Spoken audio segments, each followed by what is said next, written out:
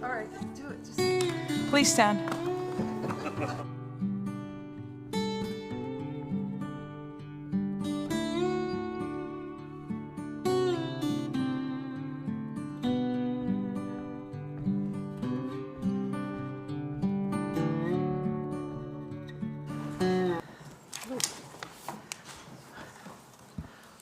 Welcome.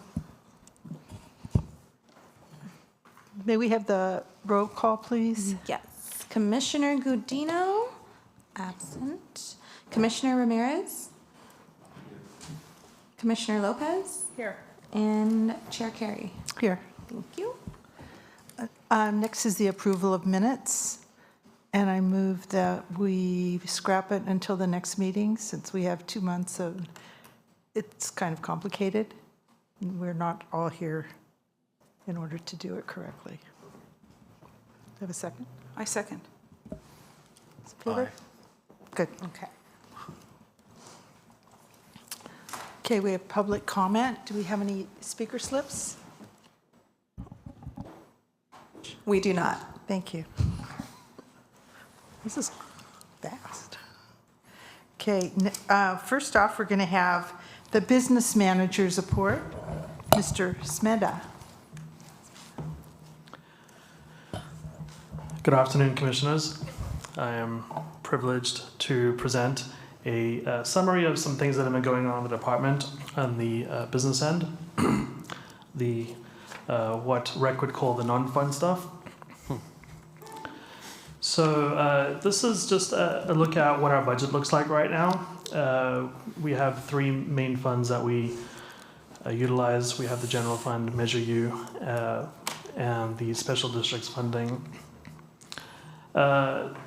This is a snapshot of where we were at the end of September in terms of how much we've used, but I do want to caveat that we have a brand new financial system and we're still learning it. Everyone in the city who touches the new system is working through it, and there's still a lot of catch-up going on, and so these numbers are very likely not 100% accurate in terms of how much we've actually spent and our percentage used. But it's at least a snapshot of where we are with, you can at least see what our adopted and approved budget was and how we may be doing in the first quarter of the fiscal year. And just to recap, over the summer, we hired 39 limited service employees to work many of our summer programs. Indoors, outdoors. It was a big effort to bring on so many, but it was also really fun to see so many people interested in working for the city of Santa Maria and deciding that their summer job experience was going to be here, working with our department. And most of them were just here for the summer, so they're no longer working with us. We do anticipate, hopefully, that many of them will return next summer. But this is it was a good group, and there was a lot of positive feedback, both from staff who worked with these limited services employees, as well as I talked to some of these employees too, and they shared how this was a positive experience for them, and they really looked forward to coming to work and working at the pool or working in the park or wherever they were assigned to work. So that was a good highlight in terms of hiring and staffing over the summer. So just in the last 3 months, non-summer hires, we've had 8 that have come on board in the last couple of months. And we've also lost 2 who transferred to other departments. And this is typical for this time of the year, where the hiring goes from 30 before summer to about 8 after summer. Our current vacancies, we have many vacancies that are on hold right now. We're not actively filling vacancies for the most part.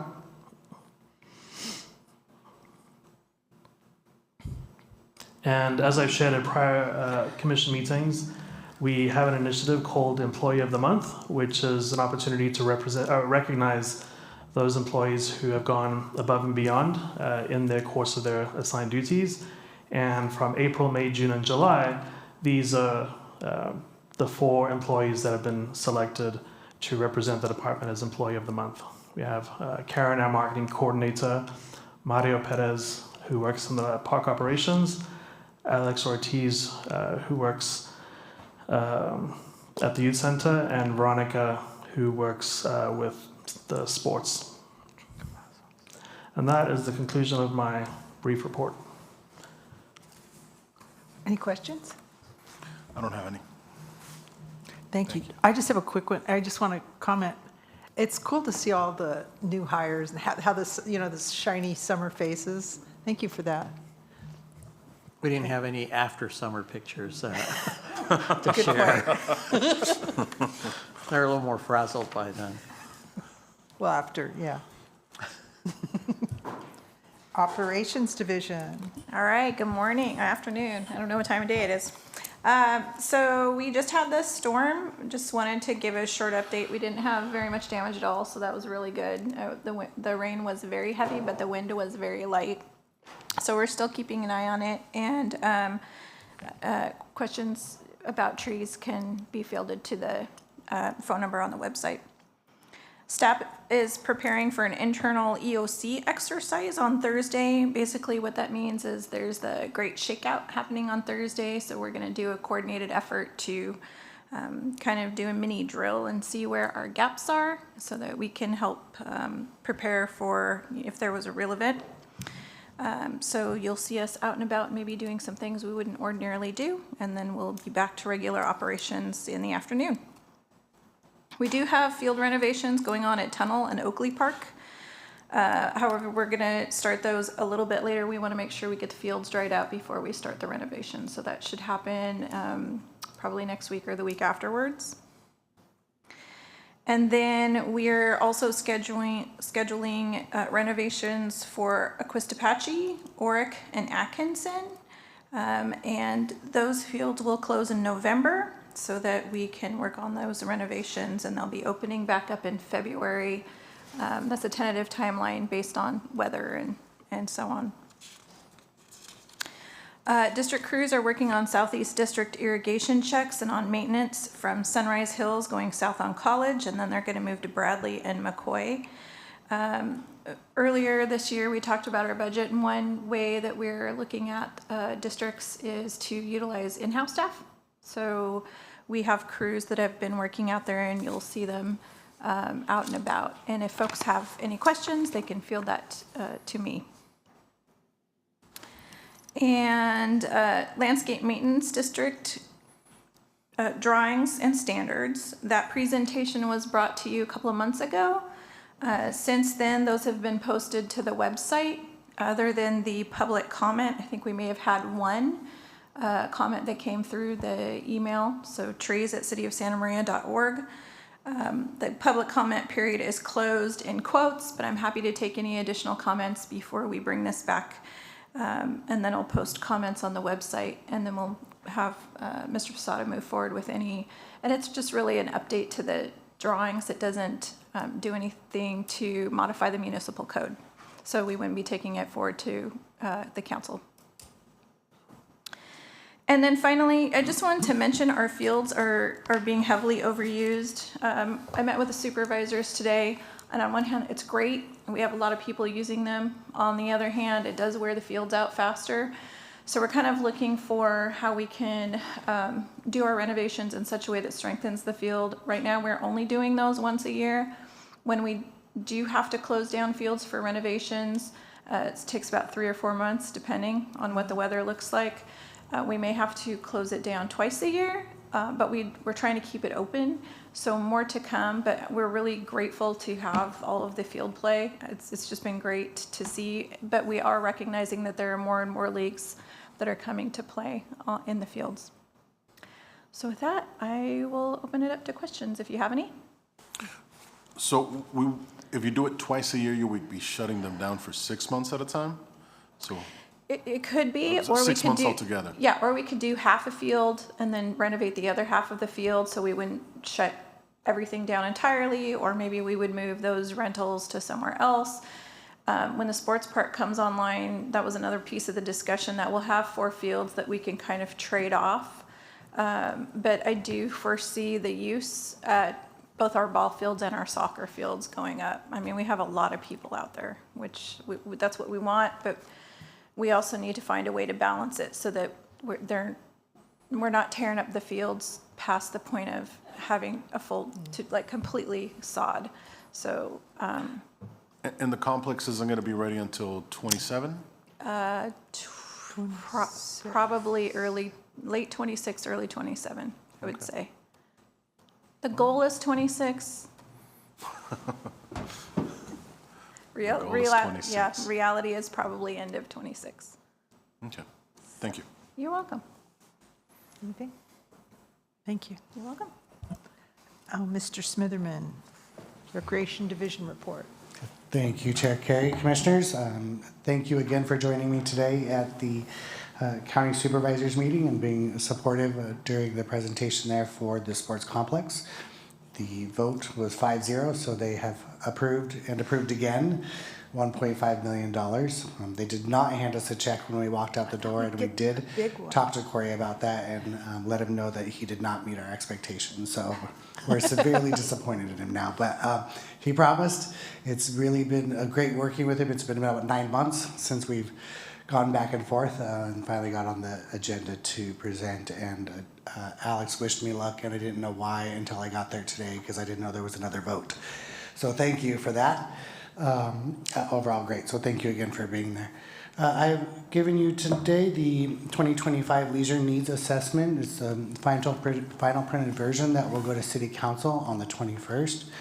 It is a great document. There's nothing here that's really a super big surprise. We try to keep our ears open to what the community interests are, and this really does sum it up in a nice way. It's a beautiful piece, so the council will review this. They'll listen to probably a really quick, it's a packed agenda. Information from Art Thatcher, who is our consultant for this quick presentation, and then hopefully vote to accept and so we can move forward with this. This is a really big item for us in recreation and parks. We'll use this now as our road map for the next 5 years. We refer to it constantly, so you might get tired of hearing about it in the next couple of years, but it's really what the public has told us they're interested in and what we hope to move forward in order to achieve those, even if we have a limited budget and even more limited staff members. So please, if you can make it on the 21st, great. It does look like a packed agenda, and it'll be a quick presentation, but this will be one of the items that will be on there. Gotten lots of great comments. The new recreation guide is out for fall and winter, and I asked Chris Taylor to be here today. Chris is our new graphic artist, has been here with us, stand up Chris, for just over 3 months now, bringing some great new designs, great new energy and effort, working alongside Karen, who was here. Oh, there she is, hi.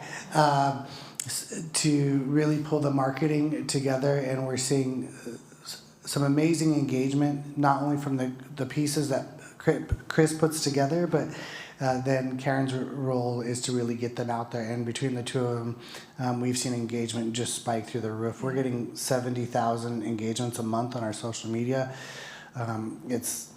It's crazy. That's about half of our population. So we do have a few followers from Guadalajara and Costa Rica and a couple other places, but for the most part, they're all right here in Santa Maria. So I just really wanted to introduce Chris. I know that we've gotten some good comments on the last recreation guide, and he's done a great job. So thank you, Chris.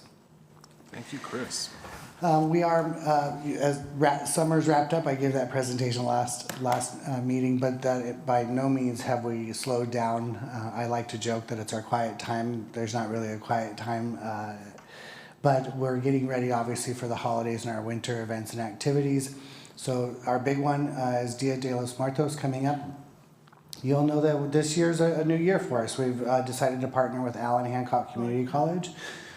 With their support, their student services, volunteers, their marketing and outreach, the space that they have available, looks like it's going to be an amazing event.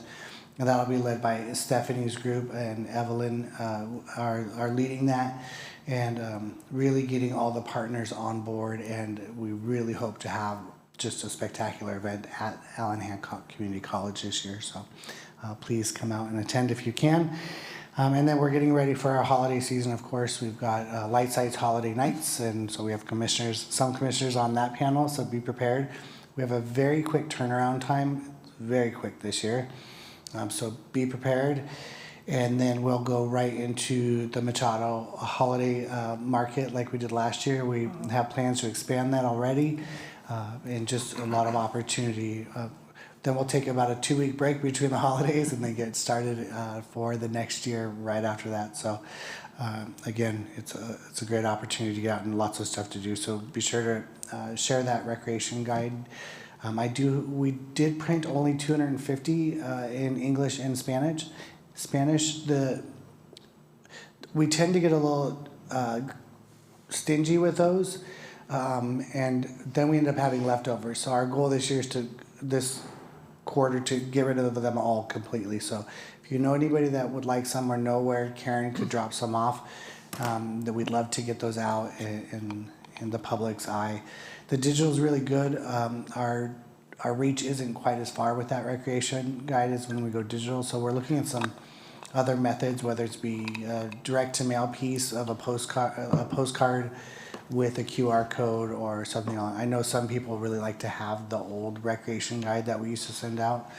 The last time we did that was about $21,000 per recreation guide. So that's 4 times a year. That's $84,000 a year. It's just not something that was sustainable. But we're looking at some options. But our social media, working with the schools using their software called Peach Jar, which gets out to all the schools and we can pinpoint specific grades. We're able to really get the word out there. So we're really hoping to see that engagement climb using the digital platform that we're using for the recreation guide. So again, these guys have been busy all year. Quick recap on the Japanese Community Center. We're gonna start slowly moving in the next couple weeks. Get some more furniture out there. Our wireless should be hooked up next week or the following, and so we'll be able to have staff out there soon and really get the place start to be put together. A couple little minor issues we're dealing with, some lighting issues, but the other stuff is really little that we'll be able to work around in that time. And then also last week I joked with Alex that I was off to Costa Rica. He thought I was serious because I don't know if he saw the check, but we closed out the Battle Trail project. So we did receive a check for $2.4 billion as a reimbursement for that project. It was really fun to hold that check for a minute, and then I walked it down promptly to finance. But yeah, that check has been deposited, so we are officially closed with the Battle Street Trails project. It's been a good. So other than that, I'm here for questions. Anybody? I have a comment, actually. You mentioned a QR postcard. That's a great idea, actually. If you can print some of those and maybe give us some copies, because, or even email us a copy, because I really would like to include it, at least on my end, as far as the school is concerned, in their digital newsletter. And then when I attend meetings in general, I like to give those out for people. It's such a beautiful, well done guide. Thank you, Chris, for that. So that we really would like everyone to take that. Absolutely. We'll get right on that. Thank you. No, thank you. I just want to say about the battles. For some reason, I drive down there a lot. And every time there's always it's just so sweet to see people just meandering down the path. If it's the mom pushing the stroller or kids, on their phones. But you can tell it's just such a nice place. It's a new place and people are feeling it, and it's just really nice. So thank you for that. It's just nice. I'm looking forward to the end of it when the car dealer's ready and done and does that last little section. Anyway, okay. Thank you. Wow. We're to commissioner items already? No, you got my Oh, no, report you're still. Alex. Where? Oh, excuse me. That's okay. I'm sorry. I got so wrapped up with your Battle Street. Good afternoon, commissioners. Thank you. Just kind of a quick update from the director's chair and administration and things that are going on. So first off, just to acknowledge the staff for the summer. It was a great summer. We were everywhere and anywhere this summer. A lot of positive feedback from individuals about the concerts in the park, about the rec programs, the outreach and traveling programs that we had. It was just really a lot of positive and good feedback, which then equates to good community support for the types of things that we're doing. So I want to acknowledge the staff on both sides, in parks and in recreation. The recreation programs don't happen in a park or a facility without the park and facility staff getting them ready for these events to happen, and then obviously the cleanup afterwards. One of the things that Angela has been pretty successful in the last 2 years, almost, year and a half, I guess, has been the reestablishment of our weekend rounds programs, which puts our full-time personnel on a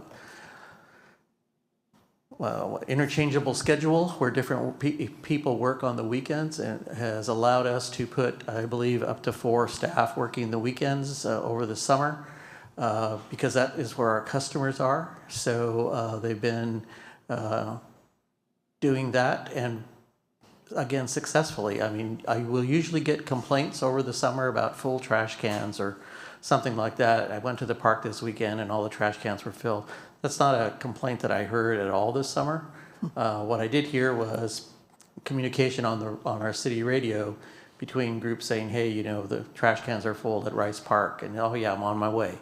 So those things really make a difference to the community and their use of our facilities. And then on our facilities side, Gabriel Velasco and his team, working with Armando and under Neville's direction, have really made some significant changes to our buildings. Again, it's a thankless job because people come in and, you know, they want their room set up, then they leave, and then they want it cleaned up so that the next group can come in. And we just have a good group of people, and many of the people you saw on the limited service screen that Neville presented to you are those people. They come in, they work 20 hours a week, you know, they do all the setup and takedowns, all the cleanup, get the buildings ready for the next people. So it is a team effort, but we have a great team. You know, they do a great job, and they're led by good supervisors, and the administrative team does a good job getting the resources where they need to be. So I just wanted to acknowledge that. As you know, we have a vacant commission position. The council will be considering an appointment at their next meeting on the 21st. So we're waiting to see. Haven't heard from the mayor as to if she's made a decision or not, but we're hopeful that we'll get an appointment done at this next meeting. Then we'll have an opportunity to onboard the new commissioner for the November meeting. Dennis mentioned sports complex a little bit. We did secure our funding from the Board of Supervisors, which we were glad that they voted yes, because we have been counting on that money since, I don't know, probably 4 or 5 years ago when they made the first commitment. And that's a $1.5 million contribution towards the project. On the 21st council meeting, the council will be considering a staff request for an additional $5.5 million to complete the project. It's a significant number. When you take that and the original project budget that we thought the project was going to cost us, you know, the project is now going to run probably in the $16 to $17 million range by the time everything is said and done. Originally, gosh, 7 years ago, Dennis, we figured it was about a $9 million project, somewhere around there. But costs, I won't say overruns, just unexpected cost increases, you know, for materials and those things, plus a few things on the project that were unexpected, that we had to deal with some mitigation measures, and we'll continue to deal with some mitigation measures due to the fact that the land was used for agriculture for well over 100 years. So, you know, having to deal with the impacts of that kind of farming that took place. So, It's a lot of money. We're hopeful that the council will move forward and complete the funding project. That'll all come from the growth mitigation program, so it won't be coming from the general fund. And we'll be able to move forward. What that will do to the park growth mitigation fund is basically commit any dollars that come in new will be used to repay the $5.5 million that's coming in from that project. So as development happens around the city over the next several years, developers will pay into the mitigation fee program, and that money will be used to repay the $5.5 million that the council is hopefully going to authorize at their next meeting. So that's exciting, and what it means is, for the most part, we will probably be delivering a 95% complete project. The only thing that is questionable is not the right word, still out there is the lighting, the actual sports field lightings. The funds that we have and we plan to secure will pay to put all the infrastructure in for the lighting, with the exception of the actual lighting themselves. So that's something that will either have to come from another grant later on, or sometime over time. In today's dollars, that's about a $2 million project to light all 4 fields. So we're hopeful. We'll see. You never know what could happen. Dennis has been successful working with community groups in educating them about the project, and have gotten a couple of donations in from the sports groups. We will be launching a play letter effort out to local businesses to raise some additional funds for some of the niceties that are not included in the project. Things like announcement boards, message boards, the details, furnishing maybe some more public art, those kinds of things at the facility. And that will probably begin in the next couple of weeks. Let's see here. Dennis mentioned the leisure needs assessment. It's going out to council. Certainly your presence at the council meeting would be appreciated. If you're not able to attend and you review the leisure needs assessment, please touch base with your council member. Let them know that you've reviewed it, and maybe highlight some of in the executive summary. I think it kind of gives you a good idea where the community trends are leading and what the council's constituents want to see, your constituents want to see in the community programs. That leads into the budget. So the city continues to struggle with a $26 million budget deficit. That budget deficit is going to impact services. There's no way around that. We have received our target reductions for this year, and somewhat an idea for next year. So for this year, we're looking at about a $1.2 million reduction, effective virtually immediately. Neville showed you the staff vacancies, and he mentioned they were on hold, and they will probably be on hold indefinitely. We are submitting a plan to kind of jumble around a little bit of those so that we can continue to be effective in our service delivery. Haven't heard back from city manager on those things yet, but we're working on it. For 26-27, it's another $1.2 million in reductions that'll happen in the next budget. So cumulatively, we're talking about a $2.3 million budget out of a $13 million plus or minus budget, so about 18%. So basically a fifth of our operating budget will be slashed from the budget. All departments are going through this. It's not just Recreation and Parks. Every department has been asked, every general fund department has been asked to look closely. Everyone received targets, and everyone was to come back with a plan to identify how those cuts will happen and what are the impacts of those reductions. Our team has been taking on that same challenge, working on better ways, different ways of doing service delivery, prioritizing programs, what programs need to be looked at, community support and participation in some of those programs. Those really are the ones that should get the most attention from us. So, and again, I want to thank them for that effort, because it is a major undertaking. It's a major undertaking at any time, but certainly it's a little more stressful when it's such a big number that you have to deal with. I would like to engage the budget committee and talk a little bit about those numbers more in depth over the next couple of weeks. So I'll ask Neville to pull a meeting together so the budget committee members can meet with us, and we'll go through the numbers. Other than that, I do want to let you know and let Commissioner Carey know that December the 5th will be my retirement date. And so the plan as to what will progress forward, I'll let you know a little bit more about, so as soon as I know what it is. So just letting you know. Don't plan anything for the Saturday after Thanksgiving, because that's probably when I'll be having, well, I know my wife is already planning an event for that day. So if you're available, put it on your calendars. It's a family fun event, so feel free. Everybody can come.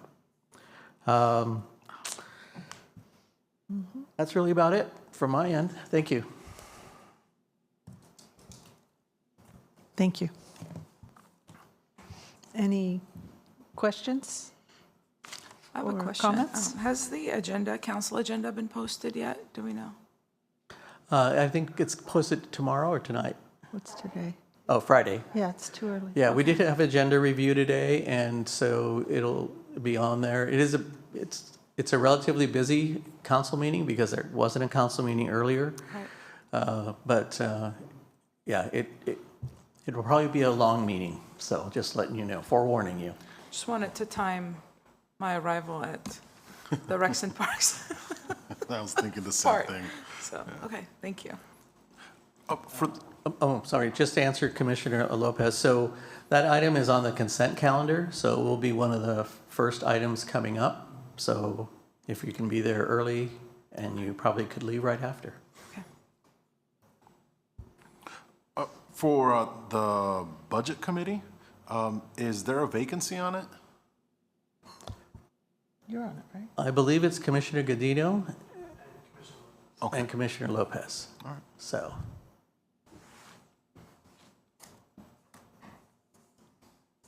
Is that it? That's it, yeah. Okay. Thank you, Mr. Posada. Thank you.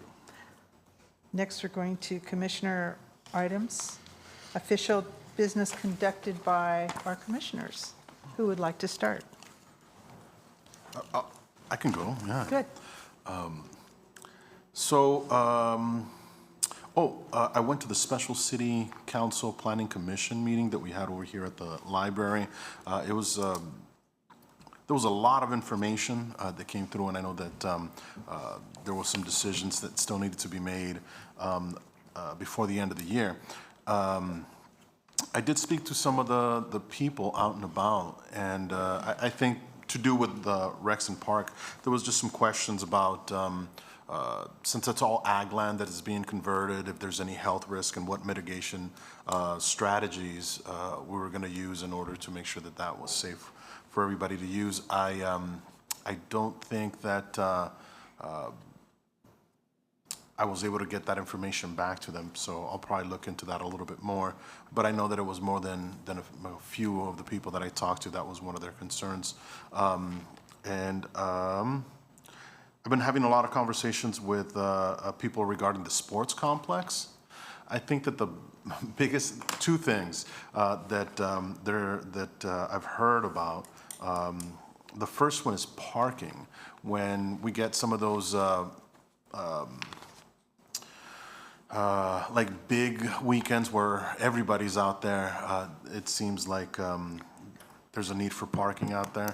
So I'll probably take a look at the drawings that we have out there just so I can get a little bit more information about exactly what we're going to do with parking. And then the other thing that a couple of people brought up is that's the spots that I think sometimes people park in them, I think they were saying, like the actual grass.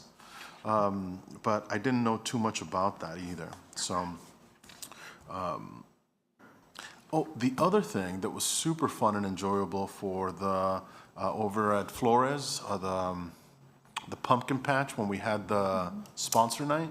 My daughter and I went out there and we talked to a bunch of people, and everybody was just having so much fun out there.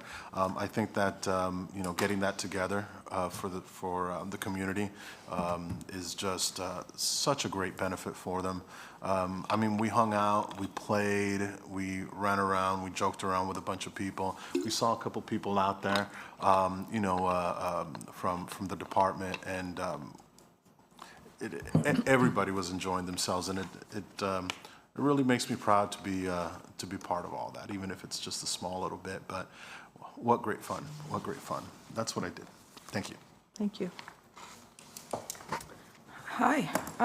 Let's see, what did I do last month? Last week, I met with Councilwoman Hernandez as well as Gloria Flores, and I just briefly updated them with the leisure needs and fee assessments that's coming up, so they have an idea of what's coming up.